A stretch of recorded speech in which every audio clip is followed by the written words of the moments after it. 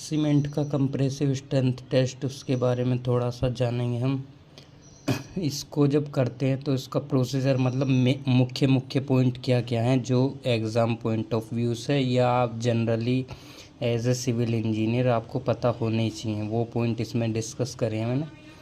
तो compressive strength test हम मतलब हमने इंजीनियरिंग के दौरान देखी भी है मशीन और किया भी है टेस्ट, और साइट पे भी कई बार करना पड़ता है हमें। तो इसमें क्या है,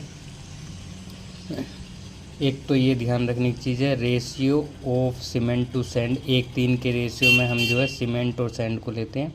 सपोज़ 555 ग्राम हमने स्टैंडर्ड सैंड लिया, इनोर सैंड, जिसका IS कोड 650/1996 होता है। 185 ग्राम सीमेंट ले लिया और इन दोनों को जो है मिक्स किया। वाटर कितना ऐड करेंगे, P/4 + 3% of combined weight of cement and sand. मतलब सीमेंट और सैंड का जो कंबाइंड वेट है उसका परसेंट लेना है। P क्या है, द स्टैंडर्ड कंसिस्टेंसी है of cement is between 26 to 33% by weight of dry cement. मतलब स्टैंडर्ड कंसिस्टेंसी कितनी आती है हमारी, 26 से 33% के बीच में आती है जब हम निकालते हैं विकाट अपरेटस से। फॉर एग्जांपल मैं आपको समझा देता हूँ, वैसे इसमें वो उतना समझने की ज़रूरत है नहीं, लेकिन आपको क्लियर हो जाए इसलिए मैं बता दे रहा हूँ। सपोज़ मैंने P को 30% माना कि हमारी स्टैंडर्ड कंसिस्टेंसी 30% आई, तो 30/4 + 3%, ये आप देख ही रहे हो, ये हो जाएगा 7.5 + 3%, 10.5% of combined weight of cement. Combined weight of cement कितना है, 185 + 555। सीमेंट एंड सैंड है, एंड सैंड, ये हो जाएगा 740 का 10.5% निकाल लिया तो 77.7 kg। ये क्या आ गया, वाटर, ये आ गया हमारा वाटर। अब आप देखो वाटर सीमेंट रेशियो कितना निकल के आएगा इससे। तो वाटर सीमेंट रेशियो का हमारा फॉर्मूला होता है ये, weight of water upon weight of cement. 777.7, weight of cement हमने 185 लिया था, तो वाटर सीमेंट रेशियो आ गया 0.42। यहाँ से भी हमें क्लियर हो गया कि हम सही हैं, क्योंकि 0.4 से थोड़ा ऊपर ही आएगा, 0.4 के समथिंग आएगा। टाइम ऑफ मिक्सिंग, ये भी इम्पोर्टेंट है, नोट लेस देन 3 मिनट से कम नहीं होनी चाहिए, 4 मिनट से ज़्यादा नहीं होनी चाहिए। क्यूब मोल्ड का size 7.06 centimetre into 7.06 centimetre into 7.06 centimetre लिया जाता है।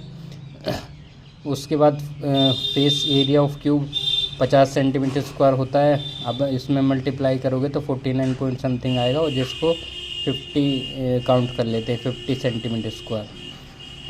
Compact the motor either by hand, या तो हैंड से कॉम्पैक्ट करते हैं या वाइब्रेटिंग इक्विपमेंट से करते हैं। अगर वाइब्रेटिंग के थ्रू करते हैं तो टाइम 2 मिनट लिया जाता है, और वाइब्रेशन 1200 ± 400 वाइब्रेशन पर मिनट के हिसाब से देते हैं 2 मिनट तक। टेम्परेचर ड्यूरिंग टेस्ट प्रोसीजर इतना रहता है, 27 ± 2 degree Celsius centigrade. Relative density 90%। 3 test cube taken for testing, testing के लिए हम 3 क्यूब लेते हैं।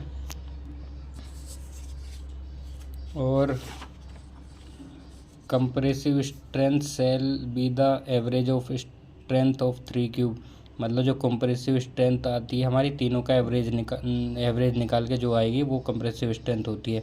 Load applied gradually as 0 to 35 newton per mm² पर मिनट। मतलब ग्रेजुअली 0 से शुरू होता है, 35 तक जाता है, इतना लोड पर mm² पर मिनट अप्लाई करते हैं UTM मशीन से, यूनिवर्सल टेस्टिंग मशीन से, UTM के थ्रू, ठीक है। The compressive strength of 33 grade OPC, 3 दिन पे इतनी आनी चाहिए, 7 दिन पे इतनी आनी चाहिए, 33 दिन पे 28 दिन पे इतनी आनी चाहिए। MPa मतलब न्यूटन पर mm² भी उसको बोल सकते हैं, ठीक है। 24 घंटे घन को साँचे से निकालकर 24 घंटे बाद घन को साँचे से निकालकर परीक्षण अवधि तक पानी में ही रखा जाता है, सूखने नहीं दिया जाता जब तक टेस्ट नहीं हो जाता। इसका मॉइस्चर ख़त्म नहीं होना चाहिए, मतलब इसे मॉइस्चर में ही रखा जाएगा, पानी में डुबो कर रखा जाएगा, या कंटिन्यूस की तरह की जाएगी, बोरे वगैरह से लपेट के। जनरली क्या होता है, पानी में डाल के रखा जाता है। तो ये सारे जो पॉइंट है ये एग्ज़ाम पॉइंट ऑफ व्यू से भी इम्पोर्टेंट है, और इसमें वो सारी चीज़ आ गई जब अब हम टेस्ट कर दें तो हमें क्या क्या पता होनी चाहिए, सभी चीज़ें इसमें आ गई। मशीन आपने देखी है, मशीन UTM मशीन, ये आप देख सकते हो, ये इस तरह से होती है। ये बीच में क्यूब रखा हुआ है और इधर गेज लगा हुआ है, तो ये मशीन है। इस तरह से जो है मेन चीज़ें इसमें सारी कवर हो गई।